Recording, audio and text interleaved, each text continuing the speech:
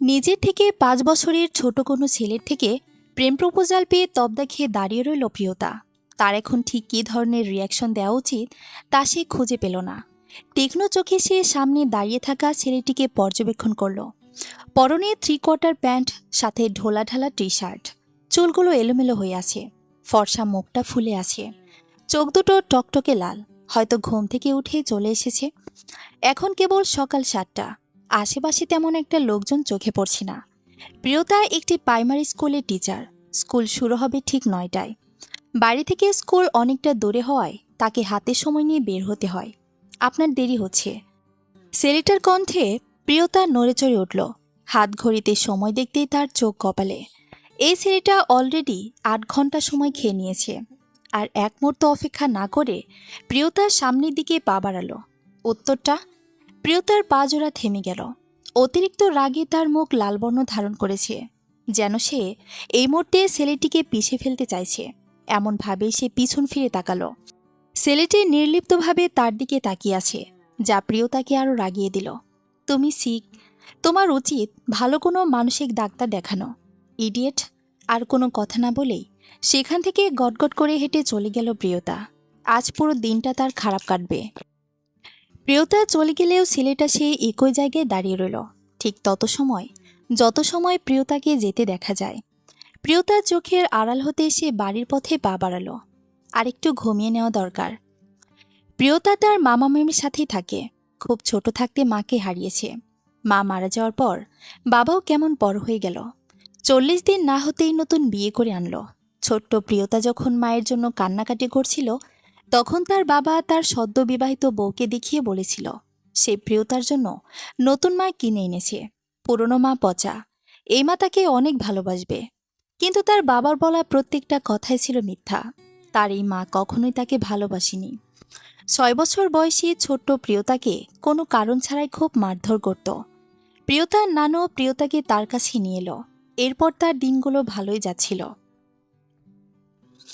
কিন্তু তার বয়স যখন 11, তখন তার নানুও পৃথিবী ছেড়ে চলে গেল। প্রিয়তা একা হয়ে পড়ল। নানু ছাড়া তাকে দেখার মতো আর কেউ ছিল না। তার জায়গা হলো মামা মামির সংসারে। প্রথম প্রথম সব ঠিক থাকলেও প্রিয়তা আস্তে আস্তে বুঝতে পারল এই পরিবারে সে বোঝা হয়ে উঠছে। কিন্তু ততদিনে প্রিয়তা বুঝতে শিখে গেছে। সে জানত এর থেকে ভালো জায়গা তার আর কোথাও মিলবে না। তাই হাজার অবজ্ঞার শিকার হয়েও মাটি কামড়ে পড়ে রইল মামা মামির সংসারে।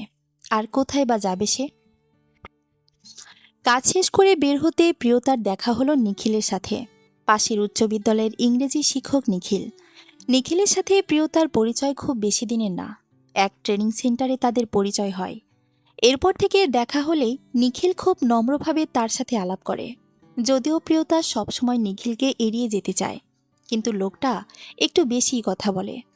তার কথাকে পাশ কাটিয়ে যাওয়া খুব কষ্টদায়ক। নিখিলের অনেক জোর করায় প্রিয়তা বাধ্য হয়ে পাশে আর কফির শপে বসে। হাত ঘড়িতে সময় দেখতেই দেখল বিকেল প্রায় 5:30 বেজে গেছে। বাসায় ফিরে তাকে রাতের জন্য রান্না করতে হবে। কিছু পরীক্ষার খাতাও দেখা বাকি আছে। এই মুহূর্তে নিখিলকে তার বোঝা ছাড়া কিছুই মনে হলো না।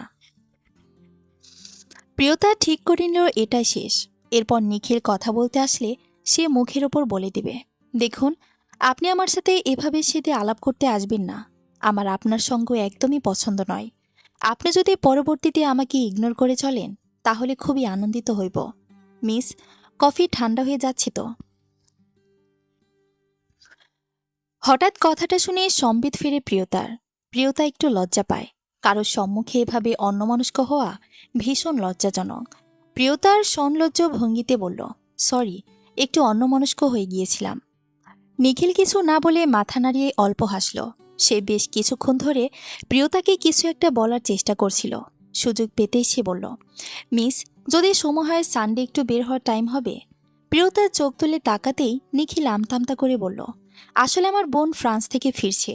ওর জন্য একটু কেনাকাটা করার দরকার ছিল। মেয়েদের জিনিস কেনার অভ্যেস নেই আমার, তাই আর কি।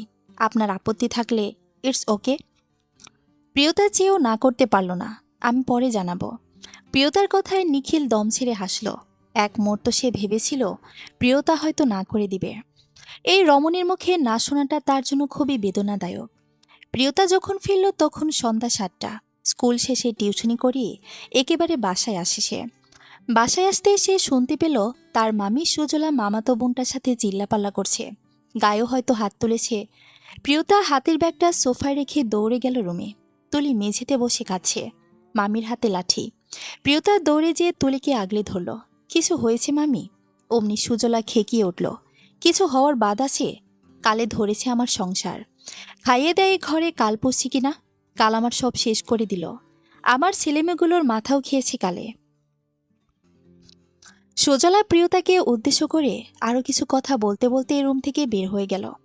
প্রিয়তার বাড়িতে দেরি হওয়ার ফেরার ব্যাপারে কথা বলতেও ছাড় দেননি তিনি। প্রিয়তা মাথা নিচু করে সব শুনল কেবল। তুলি ফুপিয়ে ফুপিয়ে কাঁদতে কাঁদতে বলল, আপু, তুমি কেন এগুলো সহ্য করো বলো তো? তুমি কি ফ্রি থাকো? মাস শেষে বেতনের সব টাকা তাদের দিয়ে দাও, তাও তারা এত কথা শোনায় তোমাকে। এই টাকা দিয়ে তো তুমি বাইরে কোথাও বাসা নিয়েই থাকতে পারো। তুমি একটা বাসা নিলে আমিও তোমার সাথে চলে যাব। ভালো লাগে না আমার এখানে। হুঁশ পাগল, এসব বলতে নেই। গুরুজনরা একটু আধটু অমন বকে, তাই বলে রাগ করতে নেই। কিন্তু তুলি তার কথায় কান দিল না। সে একে একে নানা অভিযোগ করতে লাগলো। প্রিয়তাও সুন্দর করে তাকে বোঝাতে লাগলো। যদিও মাঝে মধ্যে প্রিয়তার নিজেরই ইচ্ছে হয় এই বাড়ি থেকে বের হয়ে চলে যেতে, কিন্তু এতগুলো বছর যারা তাকে বড় করলো তাদের সাথে এমনটা করতে তার বিবেক বাধা দেয়। ঘড়িতে রাত 10টা।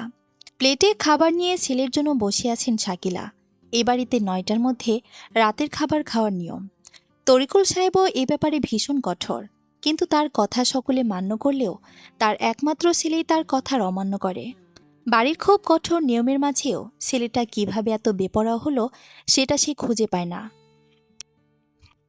শাকিলা ভীতু নয়নে বারবার সদর দরজার দিকে দৃষ্টিপাত করছে। ছেলেটা এখনও ফেরেনি। আজ তরিকুল সাহেব মোটেও ছেলেকে ছেড়ে কথা বলবেন না। সে তার রুমেই অতি আদরে বাদর হওয়া ছেলের জন্য অপেক্ষা করছে। আজ এক চরম শিক্ষা দিবেন তিনি ছেলেকে। তোমার আচরণ আমাকে বারবার হতাশ করছে। তোমার কি মনে হয় না তোমার আচরণ পরিবর্তন করা উচিত? জি, মনে হয়।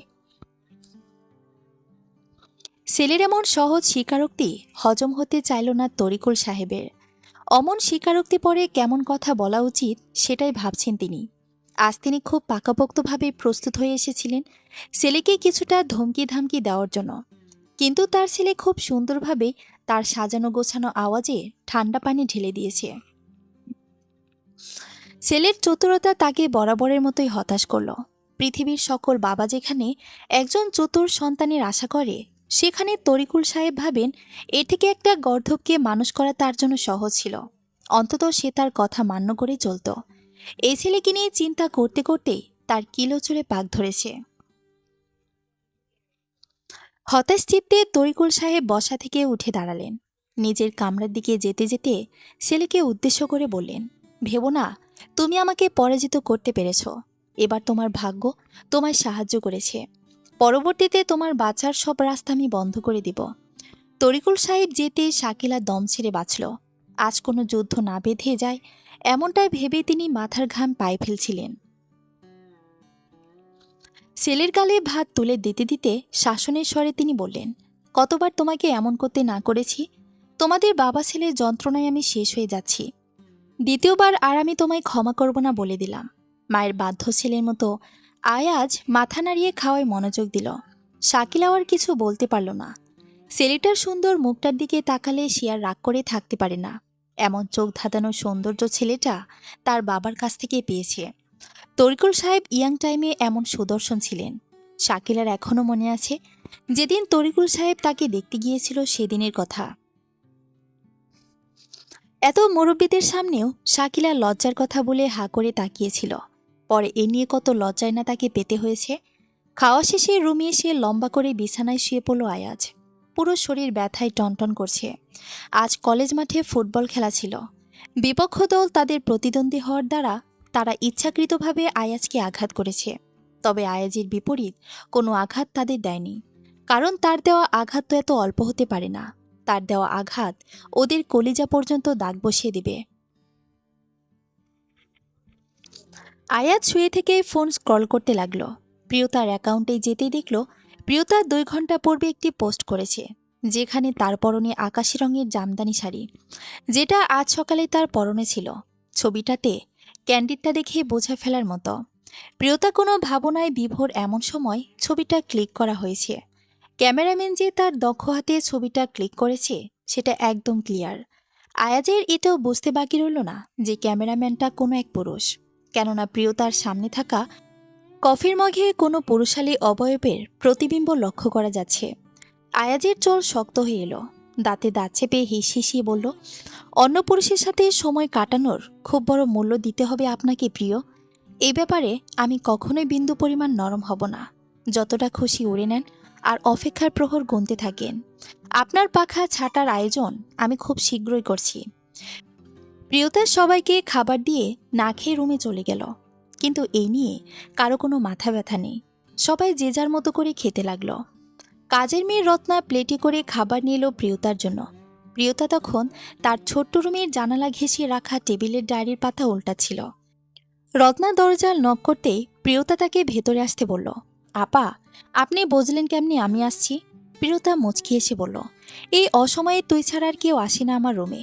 প্রিয়তার কথা শেষ হতেই রত্নার খাবার প্লেট প্রিয়তার সামনে রাখল।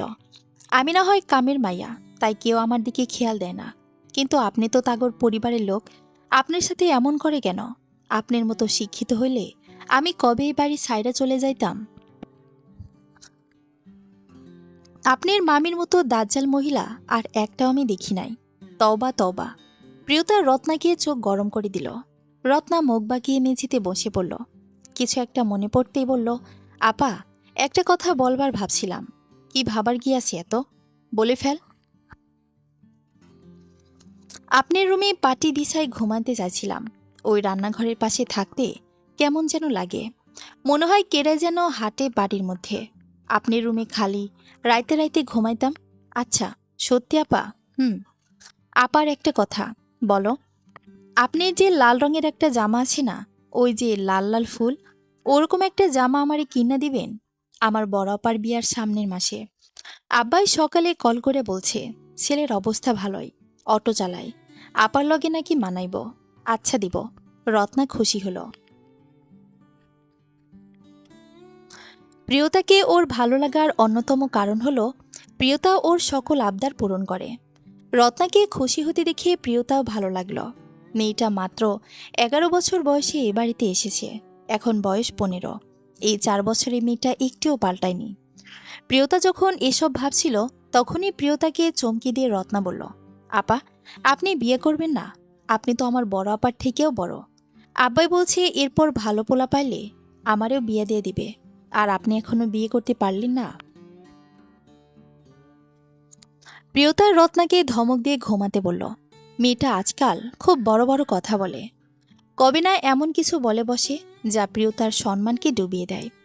বেডে শুয়ে কিছুক্ষণ এপাশ ওপাশ করেও ঘুম আসলো না প্রিয়তার। ঘড়ির কাঁটা তখন রাত 1টা ছাড়িয়েছে। চারিদিক বেশ নিশ্চুপ। ঝিঝি পোখার ডাক পরিবেশকে গম্ভীর করে তুলেছে। দূর থেকে দু একটা গাড়ির হর্ন শোনা যাচ্ছে, আবার তা মিলিয়ে যাচ্ছে। হাইওয়ে থেকে তাদের বাড়ি অনেকটা ভেতরে হওয়ায় ব্যস্ত শহরের হইচই খুব একটা প্রভাব ফেলতে পারে না। প্রিয়তা বালিশের তলা থেকে হাতড়ে ফোন বের করে ফেসবুকিং করতে লাগলো। হঠাৎ একটা আইডি থেকে মেসেজ আসলো। প্রিয়তা চেনে না এই আইডির মালিককে, কিন্তু আইডিতে অনেক সুন্দর শিক্ষামূলক পোস্ট দেখেই সে অ্যাড করেছিল তার সাথে। কিছুটা কৌতূহল নিয়ে মেসেজ ওপেন করতে দেখল সেখানে লেখা, রাত অনেক গভীর হয়েছে, ঘুমিয়ে পড়ুন। রাজ্যে গিয়ে অনলাইনে থাকা মোটেও ভালো কাজ নয়। প্রিয়তার কপাল কুঁচকে এলো। এই ব্যক্তি আসলে কে? প্রিয়তা ঝটপট টাইপ করল, কে আপনি? প্রায় সাথে সাথেই সিন হলো। যেন ওপারের ব্যক্তি তার মেসেজের অপেক্ষায় করছিল। উত্তর এলো, আপনার অপ্রিয় কেউ। এটা আবার কেমন পরিচয় দেওয়ার ধরন? আর রিপ্লাই এলো না। প্রিয়তা 1-2 করে 10 মিনিট অপেক্ষা করল, কিন্তু আর কোনো উত্তর এলো না। প্রিয়তা কিছুটা কৌতূহল বোধ করলো এই ব্যক্তির প্রতি, কিন্তু অনেক রাত হওয়ায় সে আর জেগে থাকতে পারল না। তাছাড়া তাকে তার শরীরকেও কিছুটা বিশ্রাম দিতে হবে। ফোনের নেট অফ করে সে ঘুমানোর প্রস্তুতি নিল। সকালে স্কুল আছে, আর রাত জাগা ঠিক হবে না। কিছুক্ষণের মাঝে গভীর নিদ্রায় তলিয়ে গেল প্রিয়তা। অনেকক্ষণ খুঁজে একটা মেরুন রঙের শাড়ি পছন্দ করল প্রিয়তা। শাড়িটা সত্যি চোখে লাগার মতো। নিখিলের দিকে শাড়িটা এগিয়ে ধরতেই নিখিল বলল, ম্যাডামের চয়েস তো দেখছি সত্যি প্রশংসনীয়। প্রত্যুত্তরে প্রিয়তা মুচকে আসলো মাত্র। দোকান থেকে বেরিয়ে তারা মেইন রোড ধরে হাঁটতে লাগলো। নিখিল কিছু বলার জন্য উসখুস করতে লাগলো। ম্যাডাম চলুন, কোনো ক্যাফেতে বসে যাক। প্রিয়তা আপত্তি জানালো। নিখিলের মুখ করুণ দেখালো। সে অনুরোধ করে বলল, অন্তত এক মুঠো বাদাম তো খাবেন। প্রিয়তা রাজি হলো। রাস্তার ওপারে বাদাম বিক্রি করছে। নিখিল সন্তুষ্ট চিত্তে বাদাম আনতে ওপারে গেছে। প্রিয়তা দাঁড়িয়ে রইল একা। ভ্যাবসা গরমে তার নাকের ডগায় বিন্দু বিন্দু ঘাম জমেছে। আপনি অন্য পুরুষের সাথে ঘুরবেন না, কষ্ট হয় আমার। পাশ থেকে এমন কথা শুনে চমকে তাকায় প্রিয়তা। গম্ভীর মুখ করে কঠিন দৃষ্টিতে তাকিয়ে আছে আয়াজ। প্রিয়তার কেন যেন এই ছেলেটাকে ভয় লাগলো। ছেলেটা কি রেগে আছে? কিন্তু কেন? এত অধিকারবোধ আসছে কোথা থেকে? প্রিয়তা যথাসাধ্য নিজেকে কঠিন করে উত্তর দিল, আমি কি করছি সেটা আমি জানি। তোমাকে না ভাবলেও চলবে। আমার সামনে আর কখনো আসবে না। আগে থেকেও গম্ভীর হয়ে আয়াজ জবাব দিল, আপনি আমায় কঠিন হতে বাধ্য করছেন, পরে এর জন্য আফসোস না করতে হয়। প্রিয়তা সোজা চোখে আয়াজের দিকে তাকালো। এই ছেলেটিকে সে চেনে। তাদের এলাকাতেই থাকে। শুধু সে নয়, এলাকার সকলেই চেনে তাকে। এর বাপ চাচা সকলে বিশাল রাজনীতিবিদ। সেই সূত্রে এলাকায় অন্যরকম দাপট আছে তাদের। তাছাড়া দেখতে সুদর্শন হয় এলাকার মেয়েদের মুখে মুখে আয়াজের নাম শোনা যায়। প্রিয়তা ছেলেটাকে সবসময় গম্ভীর শান্ত থাকতে দেখেছে। কখনো কোনো মেয়ের দিকে মাথা উঁচু করে তাকায়নি। এই ছেলে এমনটাই শোনা যায় লোকমুখে। কিন্তু এই ছেলে যে এত বড় কাণ্ড করেছে তাকে কে জানে? এর বাপ চাচাদের কেউ যদি জানতে পারলে নিশ্চিত প্রিয়তাকে নিজের প্রাণ হারাতে হবে। প্রিয়তা জোরে নিঃশ্বাস ছাড়ল। না, এভাবে হবে না। তাকে এক পা সমঝোতার মাঝে আসতে হবে। ছেলেটাকে বোঝাতে হবে শান্ত নরম কণ্ঠে, কাল বিকেল 5টায় ক্যাফেটেরিয়াতে দেখা হবে। এখন প্লিজ কোনো রিয়াক্ট না করে চলে যাও, প্লিজ। প্রিয়তার কণ্ঠে অসহায়ত্ব ফুটে উঠেছে। আয়াজের প্রেমিক হৃদয় কোমল হলো। প্রিয়সীর কম্পনরত কণ্ঠ তার প্রেমিক মনকে কিছুটা হলেও কাবু করেছে। তবে যাওয়ার পূর্বে শক্ত কণ্ঠে প্রিয়তাকে শাসাতে ভুলল না। নিখিলকে ইশারা করে বলল, আপনাকে আর কখনো এই ছেলের সাথে যেন না দেখি প্রিয়। আমি আপনার প্রতি বারবার কোমল হব না, মাথায় রাখবেন। কথা শেষ করে এক মুহূর্ত দাঁড়ালো না আয়াজ। যেভাবে তুফানের মতো এসেছিল ঠিক সেভাবেই হারিয়ে গেল। প্রিয়তা চোখ বন্ধ করে ক্লান্তির নিঃশ্বাস ফেলল। ততক্ষণে নিখিল পাশে এসে দাঁড়িয়েছে। দুঃখিত ম্যাডাম, একটা কল এসেছিল, পিক করতে লেট হলো। নিখিল কাগজের প্যাকেটটা প্রিয়তার দিকে বাড়িয়ে দিল। হাসি মুখে বলল, আপনি বললে আমি বাদাম ছিলে দিতে পারি।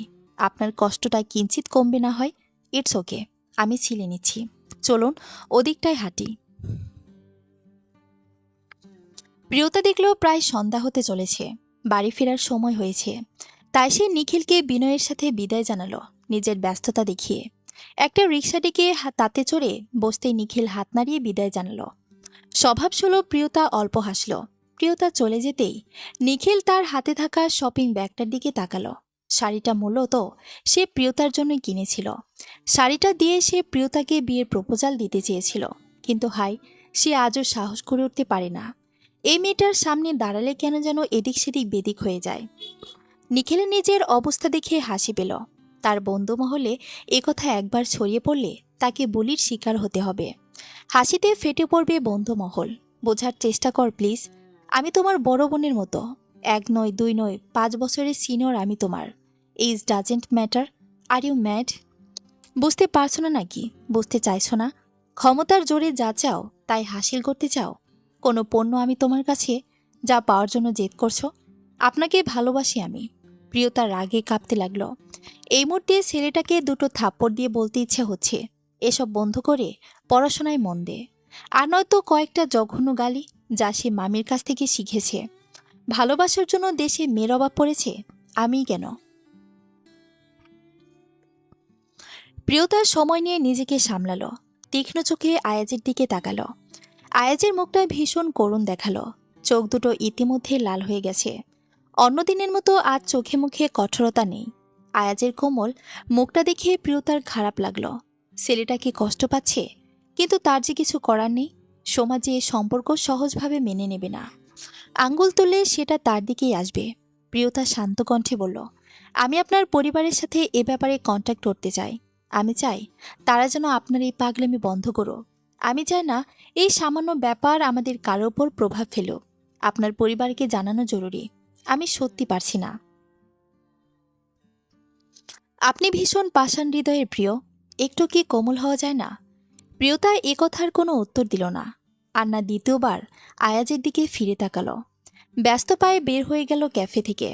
আয়াজ করুণ চোখে চেয়ে থাকলো প্রিয়তার যাওয়ার পানে। মানবিতা কঠিন হৃদয়ের সত্যি, এই কঠিনতায় তার প্রিয়কে একদম মানায় না। তার প্রিয়কে তো হতে হবে কোমল। কোমলতায় যে নারীর সৌন্দর্য, আজ পড়াতে জানি প্রিয়তা। মামির কল পেয়ে সোজা বাসায় চলে এসেছে। শরীরের সাথে সাথে মনও ভীষণ ক্লান্ত হয়ে পড়েছে তার। পরনে 3 পিস না পাল্টে লম্বা হয়ে বিছানায় গা এলিয়ে দিল। মিনিট 5 পর সুজলা এলো রুমে। আজ সুজলার চেহারায় হাসি ধরছে না বললেই চলে।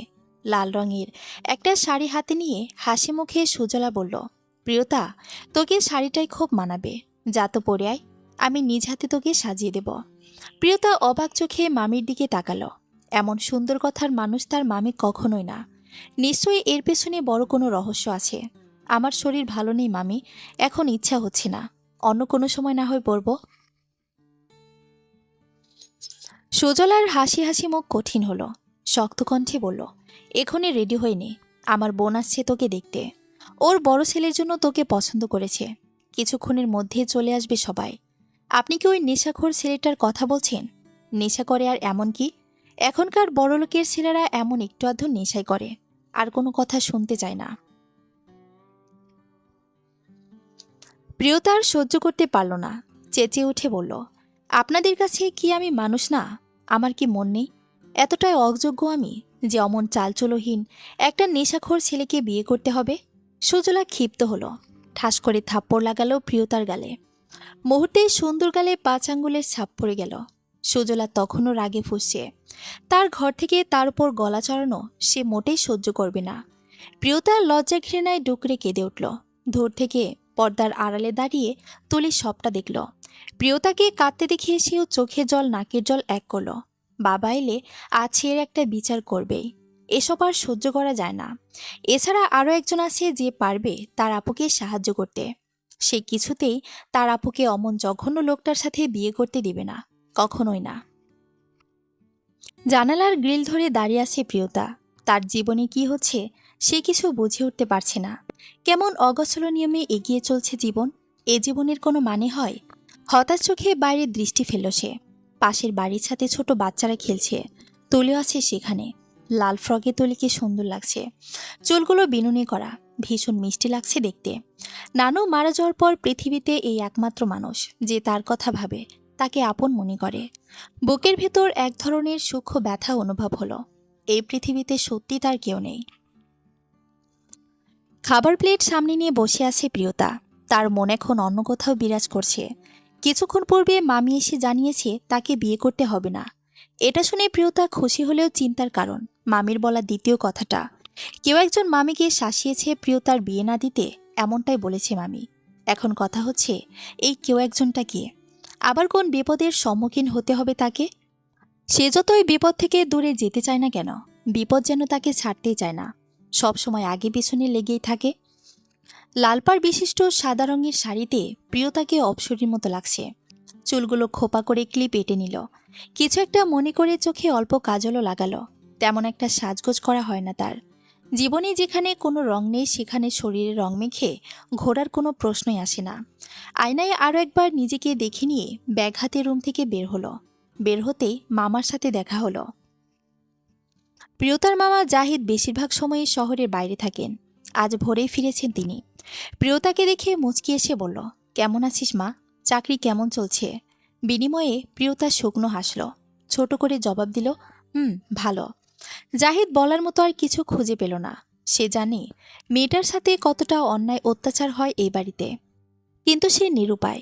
মেয়েটাকে কেবল আশ্রয় দেওয়া ছাড়া আর কোনোভাবে সে সাহায্য করতে পারল না। সে প্রতিবাদ করলে হয়তো মেয়েটার বাঁচা থাকায় দায়ী হয়ে দাঁড়াতো। তার থেকে যেভাবে চলছে চলো, প্রাণটা বেঁচে থাকো। জাহিদ অপলক চোখে প্রিয়তার দিকে তাকালো। মেয়েটা ঠিক ওর মায়ের রূপ পেয়েছে। এত সুন্দর ফুলের মতো মেয়েটাকে টোকা দিতেও কলিজা কাঁপে। যেখানে সুজলা কিভাবে পারে এত অত্যাচার করতে? ওর কি হৃদয় নেই? জাহিদের গলা ধরে আসে, চোখ জ্বালা করছে। নিজের ব্যর্থতাগুলো পানি হয়ে ঝরতে চাইছে। মা, টাকা পয়সা কিছু লাগলে বলিস। বলবো। প্রিয়তা বের হয়ে গেল। পেছন থেকে জাহিদ ডাকল, নাস্তাটা করে যা। প্রিয়তা শুনতে পেয়েও জবাব দিল না। আর কিছুক্ষণ সে মামার সামনে থাকলে কেঁদে ফেলবে, কিন্তু সে তার দুঃখ কাউকে দেখাতে চায় না। তার দুঃখগুলো না হয় একান্ত তার হয়েই থাক। গলি থেকে বের হয়ে রিকশার জন্য অপেক্ষা করতে লাগলো প্রিয়তা। আজ যেন কোনো রিকশা এদিকটায় না আসার পণ করেছে। বিরক্তিতে মুখ থেকে বেরিয়ে এলো। হাত ঘড়িতে সময় দেখে কপালের মাঝে সূক্ষ্ম ভাঁজ ফেলল। আজ লেট কেন করলেন প্রিয়? অপেক্ষা করছিলাম। প্রিয়তা ক্রুদ্ধ চোখে তাকালো আয়াজের পানে। চোখের দৃষ্টিতে বোঝালো আর একটা কথা বললে চিবিয়ে খাবো। কিন্তু এতে আয়াজের ভাবের পরিবর্তন হলো না। দুহাত চুলে চালান দিয়ে অগোছালো চুলগুলো গুছিয়ে আর একটু কাজ ঘেঁষিয়ে দাঁড়ালো প্রিয়তার। আপনাকে ভীষণ সুন্দর লাগছে। বিয়ের পর এভাবেই সবসময় শাড়ি পরবেন। আর সহ্য হলো না প্রিয়তার। আয়াজের দিকে তাকিয়ে চিবিয়ে চিবিয়ে বলল, তুমি অতিরিক্ত মাত্রায় অসভ্য। একজন সিনিয়রকে কিভাবে সম্মান দিতে হয় তার বিন্দুমাত্র ধারণা নেই তোমার। জবাবে মুচকি হাসল আয়াজ। প্রিয়তা ফুঁসে উঠল। ভাবনার চাইতেও অনেক বেশি অভদ্র ছেলেটা। রিকশা পাওয়ার সাথে সাথে উঠে পড়ল প্রিয়তা। রোজকার মতো চোখের আড়াল না হওয়া অবধি অপেক্ষা করল আয়াজ। সে শুধু তার এই অপেক্ষার সুমিষ্ট ফল উপভোগ করায় অপেক্ষায় আছে।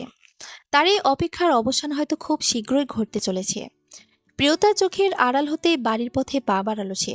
আজ তাকে বাবার সাথে অফিসে যেতে হবে।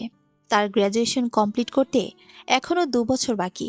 কিন্তু সে চায় গ্র্যাজুয়েশন শেষ হওয়ার আগেই অফিসিয়াল সব কাজে পারদর্শী হতে। তাকে নিজেকে প্রিয়তার যোগ্য করে তুলতে হবে।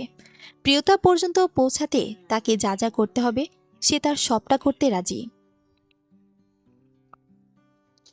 প্রিয়তার প্রতি তার এই অনুভূতি আজকে নয়, এর শুরু আরও 4 বছর পূর্বে। আয়াজ তখন সবে ক্লাস 9-এ। সে চট্টগ্রামে নানা বাড়িতে থেকে পড়াশোনা করত। তার বাবার রাজনীতিজনিত কিছু কারণে তাকে সবকিছু থেকে দূরে রাখা হয়েছিল। সে বছর আয়াজ প্রথম ঢাকার মাটিতে পা রাখে। শুরু হয় নতুনভাবে জীবনযাপন। নতুন স্কুল, নতুন পরিবেশ, নতুন বন্ধু, সবকিছুর সাথে খাপ খাইয়ে নিতে তার বেশ কষ্ট হচ্ছিল। একদিন বিকেলে কাছের পার্কে ঘুরতে গেলে সে দেখতে পায় কোনার এক বেঞ্চিতে একটা মেয়ে বসে কেঁদে কেঁদে কাউকে অভিযোগ করছে। এত বড় মেয়ের এমন বাচ্চা স্বভাব দেখে আয়াজ সেদিন ভীষণ হেসেছিল। এরপর থেকে আয়াজ প্রায় মেয়েটাকে দেখত। মেয়েটার বড় বড় চোখ করে তাকানো, গাল ফুলিয়ে একা পার্কে বসে থাকা, সব তার ভীষণ ভালো লাগত। আয়াজ যখন বুঝতে পারে সে এই মেয়েটার সাথে জড়িয়ে যাচ্ছে, তখন সে গোপনে প্রিয়তার সকল খোঁজ নেয়। প্রিয়তা তার থেকে 5 বছরের বড় জানতে পেরে সে নিজেও শখ হয়েছিল। প্রিয়তাকে দেখে তার কখনো মনে হয়নি মেয়েটা তার থেকে এত বড় হতে পারে। আয়াজ নিজেকে বন্দি বানিয়ে ফেলল। পড়াশোনা ছাড়া আর কোনো কিছু যেন ছিল না তার জীবনে। নিজেকে অনেকটা সামলে নেয় সে 1 বছরে, কিন্তু সমস্যা হয় তার কিছুদিন পর। সেদিন ছিল পহেলা বৈশাখ। আজকের মতো করে সেদিন প্রিয়তা লাল সাদা শাড়িতে নিজেকে সাজিয়েছিল।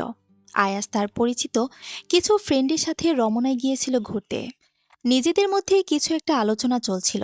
ঠিক তখন তার পেছনে রিনরিনে কণ্ঠে কেউ বলে উঠল, মামা 4 প্লেট ফুচকা, ঝাল একটু বেশি হবে। কণ্ঠস্বর অনুসরণ করে তাকাতেই তার হার্টবিট মিস করেছিল যেন। স্বর্গ থেকে যেন কোনো অ্যাঞ্জেল নেমে এসেছে। মন্ত্রে বশীভূত হওয়ার মতো করে সে নিষ্পলক তাকিয়েছিল প্রিয়তার পানে। সেদিনের পর থেকে আয়াজের এক রোগ হলো। রোগের নাম প্রিয়তা। লক্ষণগুলো এমন ছিল, রোজ নিয়ম করে যেমন মানুষ খাবার খায়, ঠিক সেভাবেই নিয়ম করে তাকে প্রিয়তার মুখ দর্শন করতে হতো। মাঝরাতে ঘুম ভেঙে গেলে তার ভীষণ প্রিয়তাকে দেখতে ইচ্ছা করত। এই ইচ্ছাবোধের ফল তার বাকি রাতটুকু নির্ঘুম কাটাতে হতো। তার ভীষণ জ্বর হলে ঘোরের মাঝে সে বারবার প্রিয়তার নাম নিত। অস্পষ্ট স্বরে বলা তার এই নাম কেউ বুঝতে না পারলেও সবাই এটুকু বুঝত যে কারো নাম বলছে। এ নিয়ে তার মায়ের চিন্তার অন্ত ছিল না। এভাবে সময় যেতে যেতে পরিস্থিতি আজ এই পর্যায়ে। তুমি কি কখনোই পাংচুয়াল হবে না? বাবার গম্ভীর কথায় আয়াজ মাথা নিচু করে দাঁড়িয়ে রইল। তরিকুল সাহেব গম্ভীর মুখ করে তাকিয়ে রইল ছেলের দিকে। অফিসের প্রথম দিন 1 ঘন্টা লেট। তার গোছালো ছেলেটা দিন দিন অগোছালো আনপাংচুয়াল হয়ে পড়ছে।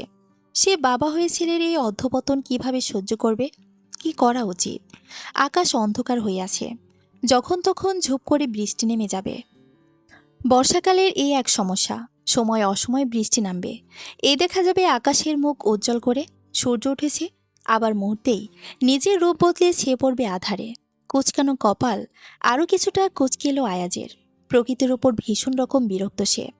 বড় দেয়াল ঘড়িতে নজর দিতে বুঝল প্রিয়তার বাসায় যাওয়ার সময় হয়েছে। এতক্ষণে তার মুখে মুচকি হাসির স্বরে লেখা দেখা গেল। নিজের ডেস্ক থেকে বেরিয়ে যেতেই তার সহকর্মী মেয়েরা তাকে চোখ দিয়ে গিলে খেতে লাগলো যেন। কেউ বা ফিসফিস করে কিছু বলছে, কিন্তু সে এতে পাত্তা দিল না। এ ধরনের ছ্যাঁচড়া টাইপের মেয়ে তার একদম পছন্দ না। বিড়বিড় করে বলল, শ্যামলেস। আজ ভীষণ মন খারাপ প্রিয়তার।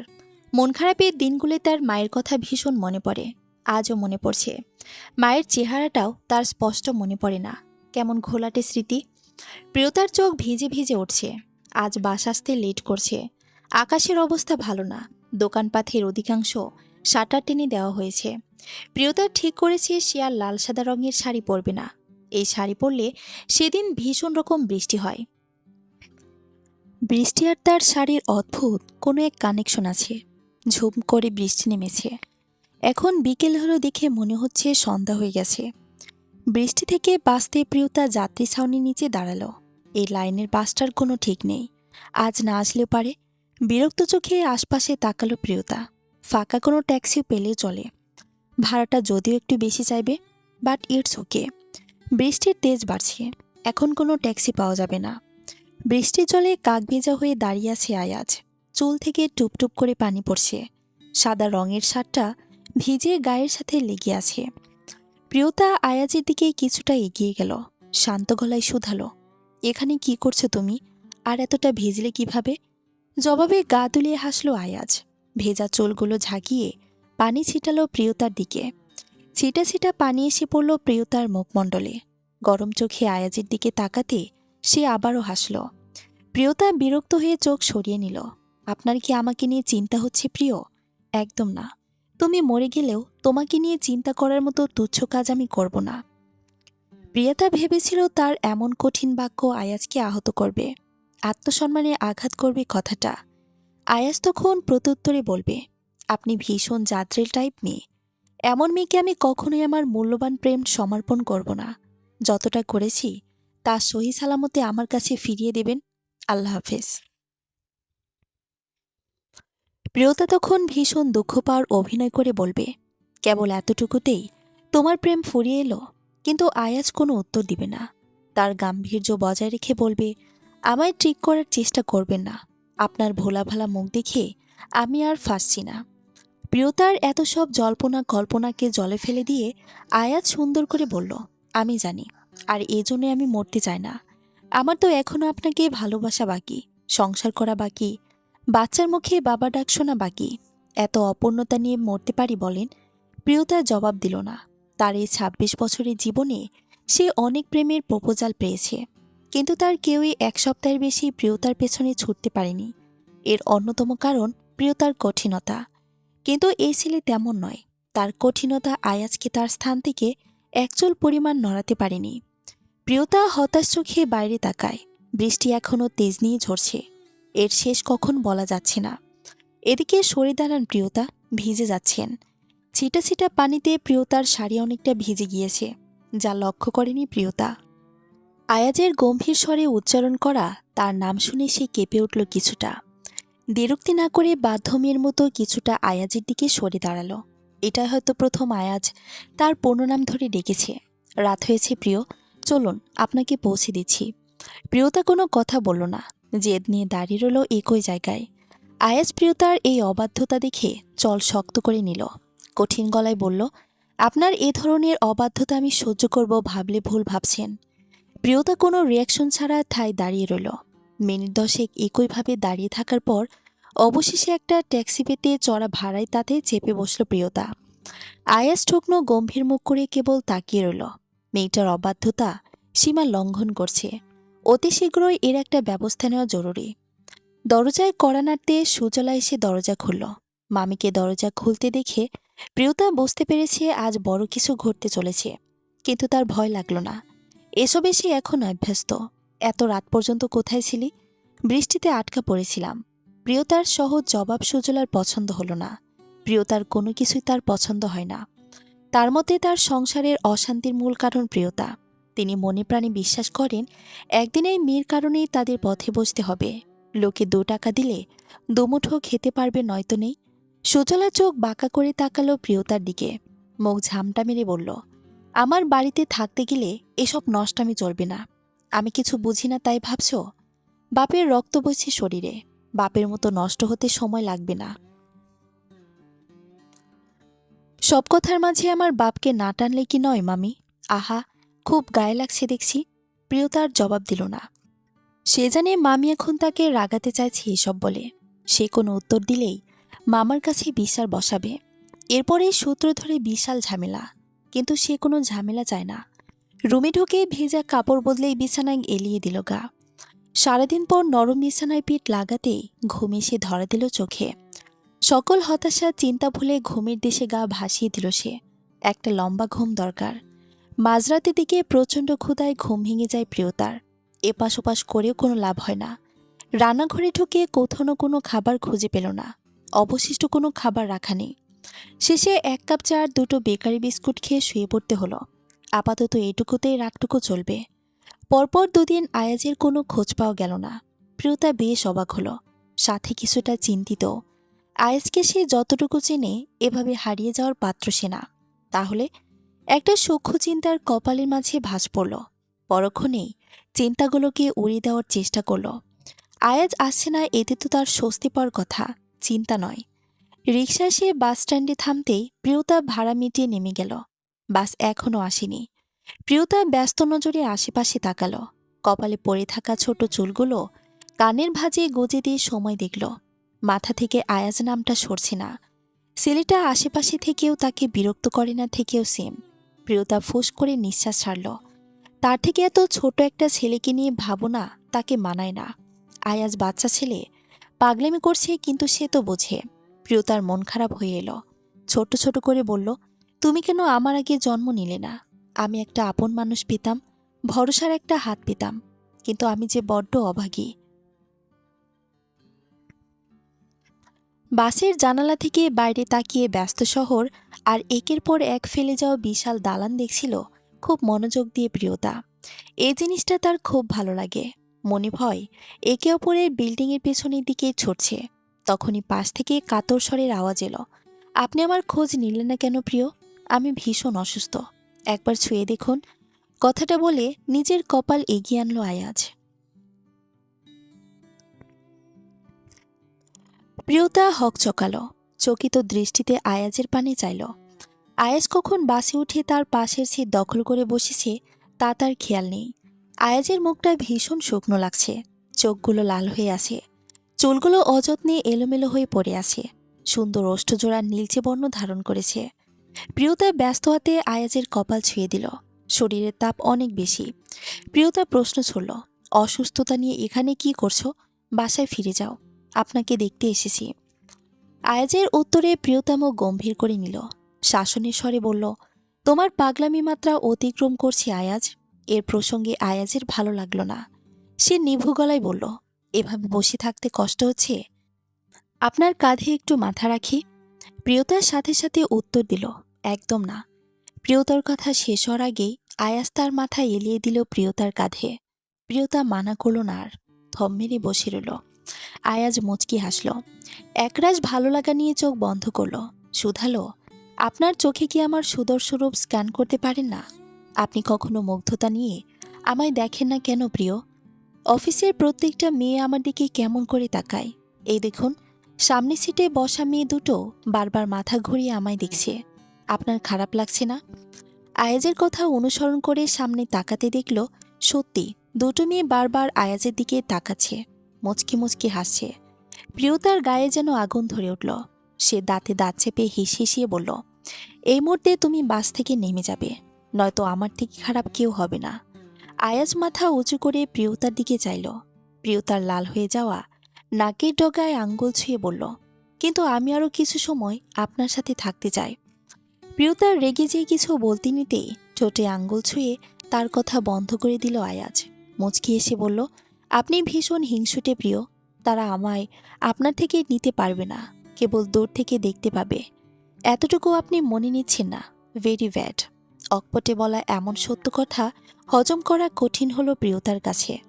যতনে লুকিয়ে রাখা সত্য এভাবে প্রকাশ পাক তা সে কখনোই যায়নি। মুখ জানালার দিকে ঘুরিয়ে চুপ করে বসে রইল সে। আয়াজ হাসল। নিঃশব্দ সেই হাসিতে শরীর দলে উঠল। প্রিয়তার কানের কাছে মুখ নিয়ে ফিসফিস করে বলল, আপনি কি লজ্জা পাচ্ছেন? আপনাকে ভীষণ আদরে লাগছে, একটু ছুঁয়ে দিই। আয়াজের লাগামহীন কথায় শিরায় শিরায় রক্ত জমে গেল যেন। জোর গলায় বাস থামাতে বলতেই বাস থেমে গেল। কোনো কথা ছাড়াই বাস থেকে নেমে গেল প্রিয়তা। আয়াজ বাধা দিল না। সিটে মাথা এলিয়ে চোখ বন্ধ করে রাখল। শরীরের তাপ বাড়ছে। সে কি মরে যাচ্ছে? আগামীকালের গরম সংবাদ হবে প্রেমের ব্যর্থ হয়ে শহীদ হয়েছেন ২১ বছর বয়সের এক তাগড়া যুবক। কথাটা ভাবতেই হাসি পেল। এমনটা হলে খারাপ হয় না। সে মারা গেলে প্রিয়তা ভীষণ দুঃখ পাবে সে জানে। তার জন্য প্রিয়তাকে কাঁদতে কাঁদতে তার ভীষণ ভালো লাগবে। এসব ভাবতে ভাবতে বাসের সিটে ঘুমিয়ে পড়ল আয়াজ। সূর্যের আলোতে উজ্জ্বল এক ঝকঝকে সকাল। বেশ বেলা করে ঘুম ভাঙল প্রিয়তার। মামা বাড়িতে থাকলে তাকে রান্নাঘরে খুব একটা যেতে হয় না। কাজের মেয়ে আর মামি দুজন মিলেই সামলে নেয় সবটা। ঘড়িতে বেলা 10টা বেজে 5 মিনিট। আজ শুক্রবার, তার ছুটির দিন। প্রিয়তা সময় নিয়ে বেড থেকে উঠল। বালিশের তলা থেকে ফোন বের করতে দেখল 22টা মিস কল। ফোন সাইলেন্ট থাকায় সে টের পায়নি। প্রিয়তা ফোন হাতে অপেক্ষা করল। ওপারের ব্যক্তি আবারও তাকে কল করবে। মিনিটের মাথায় পরিবেশ কাঁপিয়ে ফোন প্রাইভেট হলো। প্রিয়তা অলস ভঙ্গিতে ফোন কানে ধরল। মরার মতো ঘুমাও তুমি প্রিয়তা। আমি শিওর মৃত ব্যক্তিও এতবার কল করলে বিরক্ত হয়ে জেগে উঠবে কল রিসিভ করতে। এটাই মৃত আর জীবিত ব্যক্তির মধ্যে তফাৎ। আচ্ছা, সে কথা থাকলো। বিগত 10 মিনিট যাবৎ আমি তোমাকে 20+ কল দিয়েছি। আমার জীবন থেকে অযথা 10 মিনিট মাইনাস হলো, যার ঋণ পরিশোধ হওয়ার নয়। আজ আমাদের ক্যাম্পাসে দেখা করার কথা মনে আছে তো? ভুলে গেলেও প্রবলেম নেই, আমি মাত্রই মনে করিয়ে দিয়েছি। আর হ্যাঁ, মনে করে প্লিজ আমার ফোনে 7 টাকা 25 পয়সা লোড দিয়ে দিও। এই টাকাটা তোমার জন্য অযথা নষ্ট হলো। আমি অপচয় একদম পছন্দ করি না। ইউনো। টাটা।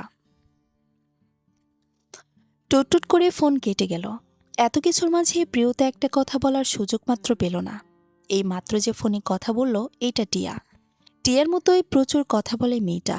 ভীষণ পড়ুয়া স্বভাবের মেয়ে হলেও রিটিক না দিয়ে কোনো সেমিস্টার পাশ করা তার পক্ষে সম্ভব হয়নি, এবং কৃপণতাই সেরা। ক্যান্টিনের মামার কাছে 2 টাকা বাকি ছিল। 3 দিন ঘুরে 2 টাকা আদায় করেছিল। তা নিয়ে বন্ধু মহলে হাসাহাসি হলে সে মুখ গোমড়া করে বলেছিল, এই 2 টাকার সাথে আমার 2 টাকা যোগ করলে একটু সমস্যা হয়ে যাবে, তাহলে অযথা টাকাটা অন্যকে কেন দেব? মামাকে 2 টাকা দিলে কি সেই বাকি 2 টাকা মাফ করে একটা সমস্যা দিবে? প্রিয়তা ফোন রেখে সময় নিয়ে তৈরি হলো। আকাশি রঙের কুর্তির সাথে সাদা প্যান্ট, সাদা ওড়না, পুরো একটা আকাশ যেন নিজের শরীরে জড়িয়ে নিয়েছে সে। রুম থেকে বের হতেই সুজলা মুখ বাঁকিয়ে বলল, এত রং ঢং করে কোথায় যাওয়া হচ্ছে? আজ যে ছুটির দিন, দুটো কাজ করলেও তো হয়। তা নয়, মহারণী গায়ে হাওয়া লাগাতে বের হচ্ছেন। আমার হয়েছে যত জ্বালা। রত্না সবজি কাটতে কাটতে বলল, কি কইলেন খালা? আপাই তো সব কাজ কাম করে, খালো আসলেই একটু ছুটি পায়। আপনি হুদায় আপাকে দুশ্মন সাজান কেন? সুজলা গরম চোখে তাকালো। ধমক দিয়ে বলল, ছোট মুখে বড় কথা বলবি না, নিজের কাজ কর। আসছে সাফাই গাইতে।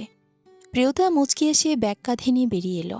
আজকের পরিবেশ ভীষণ সুন্দর, একদম তার মনের মতো। কিছুটা এগিয়ে যেতে দেখল মোড়ের চায়ের দোকানে বসে 2 ঠোঁটের ভাঁজে সিগারেট গুজে আয়েশ করে ফুঁ দিছে আয়াজ। সুন্দর মুখটা মুহূর্তে বিরাস হয়ে গেল।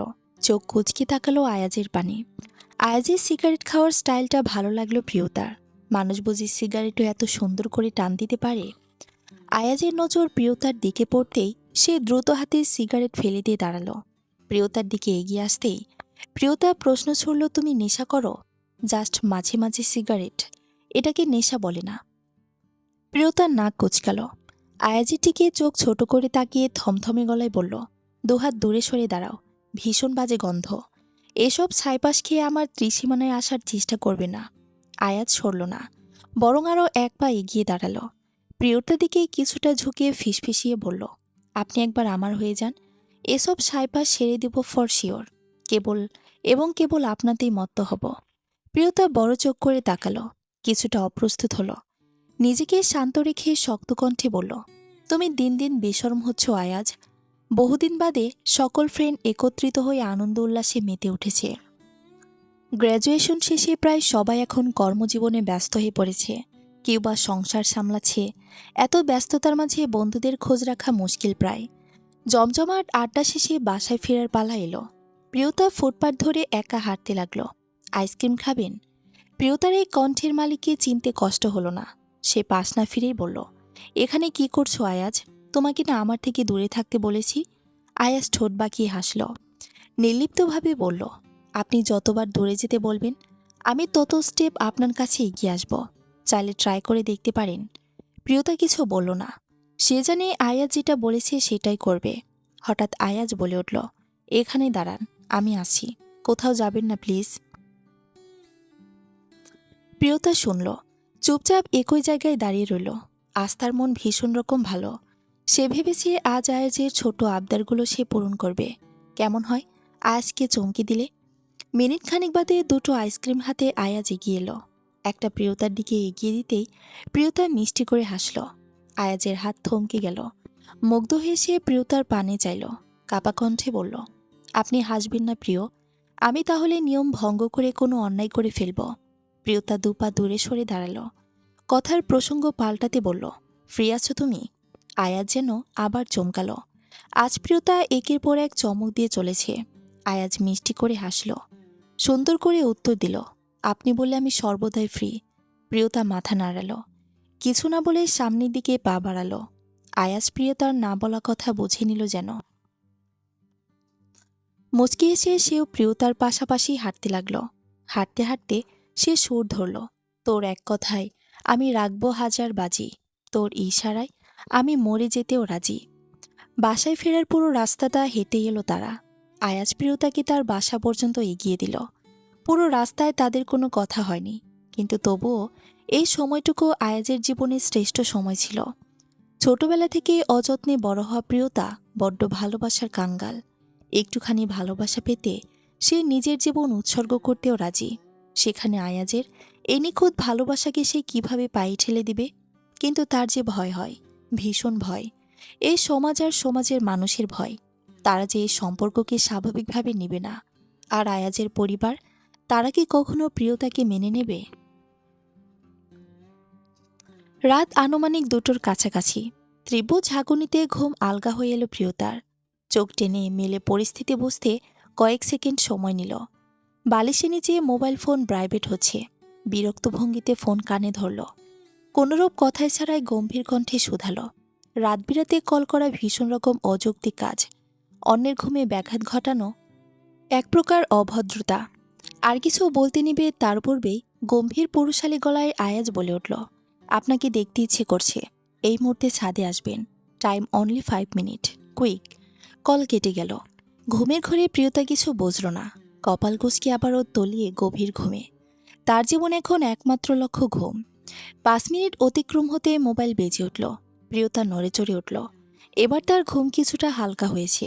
কল রিসিভ করতেই আয়াজের গম্ভীর কণ্ঠস্বর ভেসে এলো, ছাদে আসুন, নয়তো আমি আপনার রুমে চলে আসব ফর শিওর। প্রিয়তার ঘুম উড়ে গেল। হতভম্ব হয়ে উঠে বসল। এ কোন রূপ প্রকাশ করতে শুরু করেছে ছেলেটা? প্রিয়তা চাপা কণ্ঠে বলল, তুমি পাগল আয়াজ, এখন কি ছাদে আসার সময়?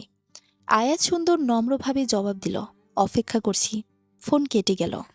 প্রিয়তা থম মেরে বসে রইল কিছুক্ষণ। ছেলেটাকে আশকারা দিয়ে ভীষণ রকম ভুল করেছে সে। মোবাইল স্ক্রিনে সময় দেখে গায়ে ওড়না জড়িয়ে চুপিসারে সিঁড়ি বেয়ে ছাদে উঠে এলো। কাপা পায়ে ছাদে উঠতে একজোড়া হাত তাকে টেনে পাশে নিয়ে এলো। প্রিয়তা আটকে উঠল। চাঁদের আলোতে আয়াজের মুখ স্পষ্ট হতে প্রিয়তা স্বস্তি পেল। এত রাতে এসবের মানে কি আয়াজ? মিস করছিলাম। প্রিয়তা থামল। গভীর দৃষ্টিতে তাকালো আয়াজের পানে। চাঁদের আলোতে আয়াজের মুখটায় ভীষণ কোমল পবিত্র লাগছে। প্রিয়তা খুঁটিয়ে খুঁটিয়ে দেখতে লাগলো। আয়াজের চোখের পাপড়িগুলো বড় বড়। আচ্ছা, ছেলেদের চোখের পাপড়ি এত সুন্দর হয়? আগে তো সে লক্ষ্য করেনি। আয়াজ চুপ করে প্রিয়তার কর্মকাণ্ড দেখতে লাগল। মিটিমিটি হেসে সে আরও একটু ঘনিষ্ঠ হয়ে দাঁড়াল। প্রিয়তা চমকে উঠল, পিছিয়ে যেতে যেতে বাধা পেল। আয়াজ শক্ত বাঁধনে আটকে ফেলেছে তাকে। প্রচণ্ড গতিতে ছুটতে থাকা হৃৎপিণ্ড যেন কয়েক সেকেন্ডের জন্য থমকে গেল। পা দুটো বেইমানি করল যেন, বিন্দুমাত্র স্থান থেকে নড়ল না। প্রিয়তা অনুভব করল সে কাঁপছে, প্রচণ্ড গতিতে কাঁপুনি দিচ্ছে তার হাত পা। আয়াজ গভীর চোখে প্রিয়তার চোখে চাইল। আচানক তপ্ত ঠোঁট ছোঁয়াল প্রিয়তার কপালে। প্রিয়তা স্তব্ধ হয়ে দাঁড়িয়ে রইল। কয়েক সেকেন্ড পর আয়াজ সরে এলো। কোনো কথা ছাড়া ছাদের রেলিং টপটে নিচে নেমে গেল। প্রিয়তা চোখ কপালে নিয়ে তাকাল। দ্রুত পায়ে রেলিংয়ের কাছে আগাতে দেখল দুই বিল্ডিংয়ের মাঝে ভারসাম্য রেখে খুব সহজেই নেমে গেল আয়াজ। প্রিয়তা স্বস্তি পেল। একটুর জন্য তার প্রাণ উড়ে গিয়েছিল। বাকি রাতটুকু প্রিয়তার নিদ্রাহীনতায় কাটল। লজ্জা, রাগ, ভয়ের সংমিশ্রণে তৈরি অন্যরকম অনুভূতি অনুভব হচ্ছে তার। একটা অনিশ্চিত সম্পর্কের দিকে পা বাড়াচ্ছে সে। আদৌ কি এর কোনো ভবিষ্যৎ আছে? চোখ ভিজে উঠেছে তার। হারাতে হারাতে সব হারিয়ে ফেলেছে সে। আর কিছু সে হারাতে চায় না। প্রিয়তা দুদিন ধরে ঘরের বাইরে যাচ্ছে না। স্কুল থেকে অসুস্থতার কথা বলে ছুটি নিয়েছে। হেডমাস্টার ভদ্রলোকও প্রিয়তার মিথ্যা অসুস্থতার নাটককে সত্য ভেবে ব্যথিত হয়ে ছুটি মঞ্জুর করেছেন। স্নেহের কণ্ঠে শুধালেন, একটু ফল খাও, ওষুধে অনিয়ম করো না। তোমার এখন ইয়াং এইজ, খাওয়া দাওয়া নিয়মিত করা দরকার। আমি সুযোগ পেলে তোমায় এসে দেখে যাব। তুমি আমার মেয়ের মতো। আমি চাই তুমি দ্রুত সুস্থ হয়ে ফেরো। আর ছুটির ব্যাপারে একদম চিন্তা করতে হবে না। তুমি নিশ্চিন্তে রেস্ট নাও। প্রিয়তা মিথ্যায় পটু না হলেও সে খুব সুন্দরভাবে তার অসুস্থতার রিপ্রেজেন্ট করেছে। নিজের এমন নিখুঁত অভিনয়ে নিজেই অবাক হল। কিন্তু ভদ্রলোকের জন্য খারাপ লাগল। সে কতটা না স্নেহ নিয়ে প্রিয়তাকে আশ্বস্ত করল। কিন্তু সে তো জানেই না তার মেয়ের মতো মেয়েটা তাকে কি দারুণ মিথ্যার জালে ফাঁসিয়েছে। ড্রয়ার থেকে ফোন বের করে অন করতে একের পর এক টেক্সট, ভয়েস মেসেজ আসতে লাগল। এই দুদিন প্রিয়তা সকল প্রকার যোগাযোগ মাধ্যম বন্ধ করে রেখেছিল। প্রয়োজন ব্যতীত রুমের দরজাও মিনিটের জন্য খোলা রাখেনি সে। এক প্রকার বন্দি বানিয়ে নিয়েছে নিজেকে। এমনটা নয় যে ভীষণ মানসিক চাপে আছে। নিজেকে টাইম দেওয়ার নামে গন্ডারের মতো পড়ে পড়ে ঘুমিয়েছে। দুদিনের টানা ব্রেকে তার মন মেজাজ বেশ ফুরফুরে। সকাল থেকে সুজলা নানান কথা বলে যাচ্ছে। মিনিটের জন্য তার মুখ বন্ধ হচ্ছে না। কিন্তু প্রিয়তার তাতে মাথা ব্যথা নেই। সে নিজের মতো করেই খেয়ে দিয়ে রুমে চলে এসেছে। তাতে সুজলা আরও ক্ষিপ্ত হলো। হুঙ্কার ছেড়ে বলল, শরীরে তেল বেশি হয়েছে? আমার কথাকে দাম দিচ্ছিস না যে? কে বলেছে দাম দেই না মামি? মাস শেষে 7,000 টাকা করে দে। এটা কি যথেষ্ট না? কথাটা বলে প্রিয়তার রুমে চলে গেল। এদিকে সুজলা চিৎকার করে চলেছে। রত্না মুখ টিপে হাসছে। আজ একদম তার মন মতো জবাব দিছে প্রিয়তা। এক মগ গরম কফি হাতে সেলের রুমে ঢুকলেন শাকিলা। আয়াস তখন ল্যাপটপের স্ক্রিনে তাকিয়ে ভীষণ মনোযোগ দিয়ে অফিসের কিছু ফাইল দেখছে। কফির মগটা পাশে রেখে সেলের পাশে বসলেন তিনি। পরম স্নেহে সেলের মাথায় হাত বুলিয়ে দিয়ে বললেন, বেশি চাপ পড়ে যাচ্ছে বাবা, ক্লান্ত লাগছে তোমাকে। এত প্রেশার এখনই কেন নিতে গেলে? আয়াত শুকনো করে হাসল। ল্যাপটপ কোল থেকে নামিয়ে মায়ের কোলে মাথা রেখে বাচ্চাদের মতো গটি মেরে শুয়ে পড়ল। ক্লান্ত কণ্ঠে বলল, এ সামান্য কাজ আমাকে দুর্বল করার ক্ষমতা রাখে না মা। তোমার বৌমার নীরব আঘাত আমাকে ভেঙে দিচ্ছে। তোমার উচিত বৌমাকে শাসন করা। তোমার একমাত্র ছেলেকে সে এভাবে কষ্ট দিচ্ছে, এর শাস্তি কি হওয়া উচিত? শাকিলা বিস্ময় নিয়ে ছেলের দিকে চাইলেন। কোন বৌমার কথা বলছে আয়াজ? সে তো কোনো বৌমাকে চেনে না। ছেলেকে তাদের না জানিয়ে বিয়ে করে নিল? শাকিলা গম্ভীর কণ্ঠে জানতে চাইল, তুমি কি আমাদের না জানিয়ে বিয়ে করেছ? হুম, তাহলে বৌমাকে, যাকে আমি বিয়ে করব। তুমি কি মেয়ে ঠিক করে ফেলেছ? 4 বছর পূর্বে তোমাদের সম্পর্ক এতদিনের, আর আমাকে জানালে না? তার পর্যন্ত পৌঁছাতে আমাকে এখনও 1 সাগর পরিমাণ পথ পাড়ি দিতে হবে মা। খুব পাষাণ হৃদয়ের মানবী সীমা। এই দেখো আমি কতটা পড়ছি তার জন্য। কিন্তু আজ 2 দিন ধরে সে তার সাথে যোগাযোগের সব মাধ্যম বন্ধ করে দিয়েছে। বাচ্চাদের মতো করে একের পর এক অভিযোগ করে চলল আয়াজ।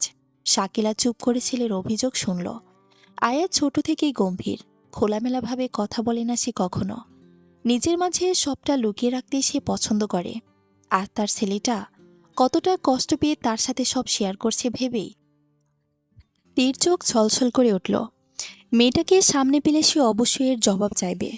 শাকিলা সযত্নে ছেলের মাথায় হাত ছোয়ালো। প্রিয়তা আজ নীল রঙের একটা শাড়ি পরেছে, হাতে নীল রেশমি চুড়ি, খোপায় ফুটন্ত গন্ধরাজ ফুল, চোখ ভরা কাজল, আর লালে রাঙানো ঠোঁট। বাতাসের তালে তালে কানের ঝুমকো জোড়া দুলছে। কপালে দুপাশে নেমে আসা সরু চোলগুচ্ছ বারবার বাতাসের নিজের স্থান থেকে নড়ে যাচ্ছে।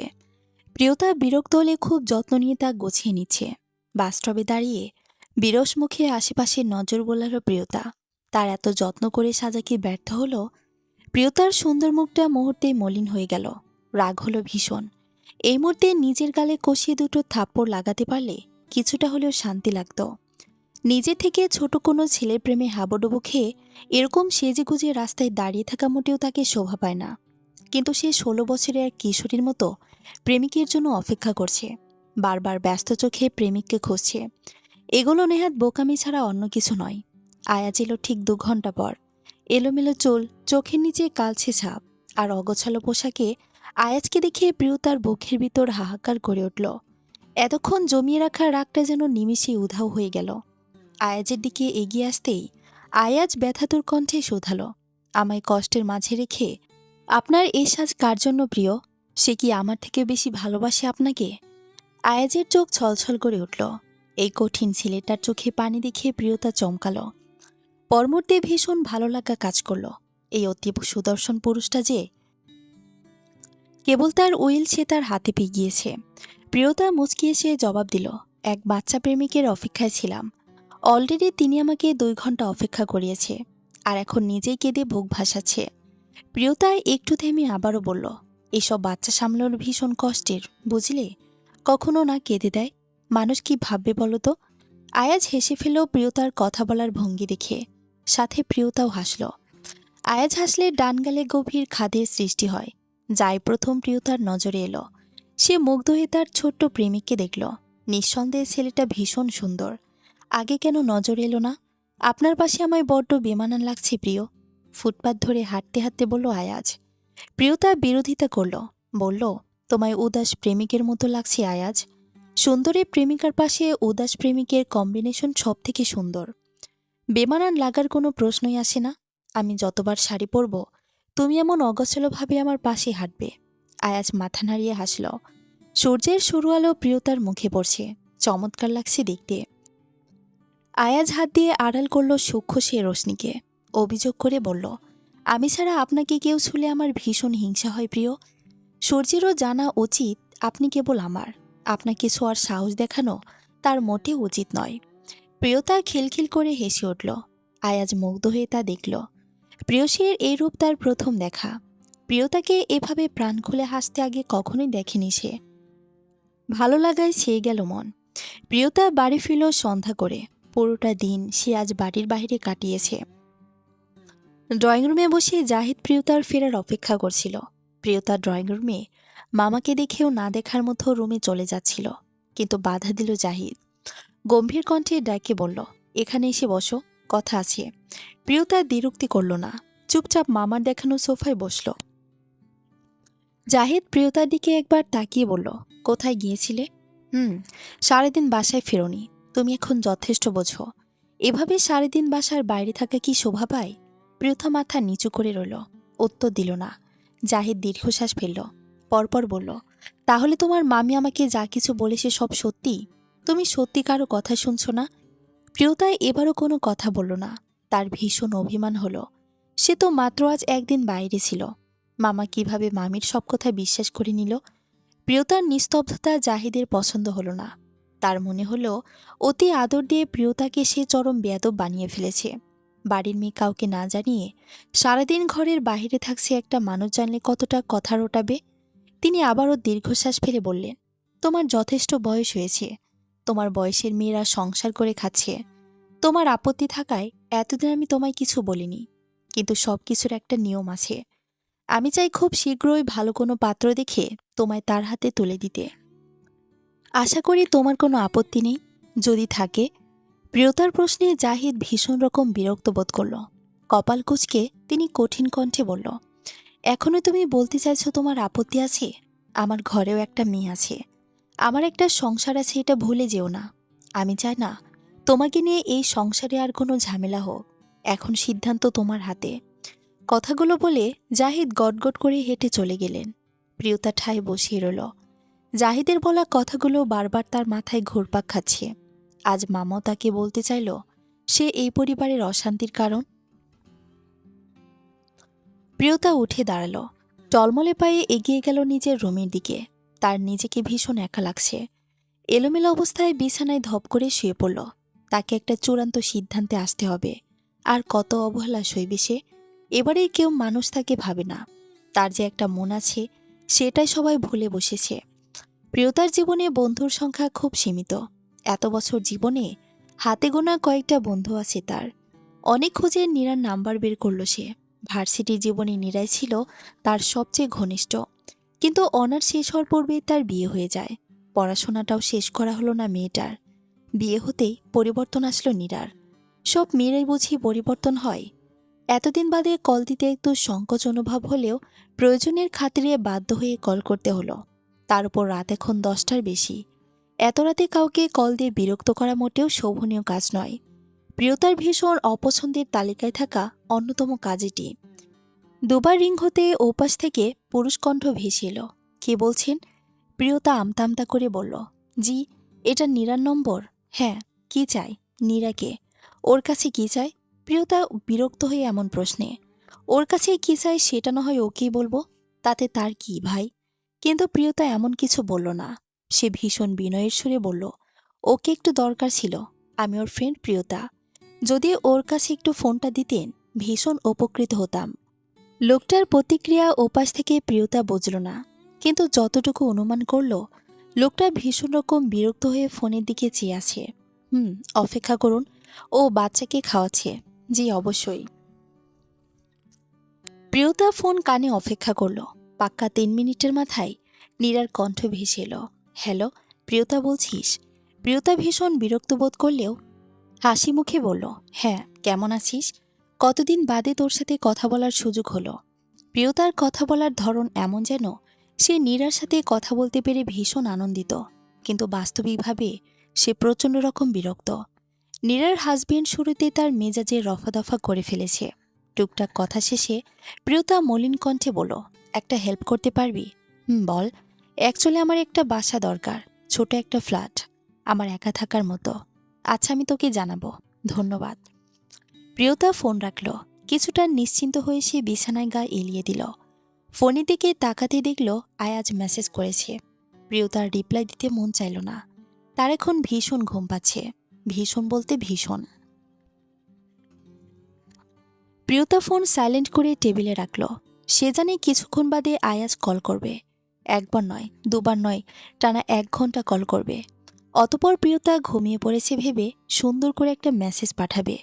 এই ছেলেটার যাবতীয় কাজ এখন প্রিয়তার মুখস্থ হয়ে গেছে। প্রিয়তা একটা বাসা খুঁজে পেয়েছে, 1 বেডের ছোট্ট একটা ফ্ল্যাট। 6,000 টাকায় এর থেকে ভালোবাসা পাওয়া অসম্ভব। নীরার মামা শ্বশুরের বাড়ি হওয়ায় অল্প ভাড়ায় সহজেই বাসাটা পেয়ে গেছে সে। চলবে, পরবর্তী পর্ব পড়ার আমন্ত্রণ রইল। ধন্যবাদ সবাইকে।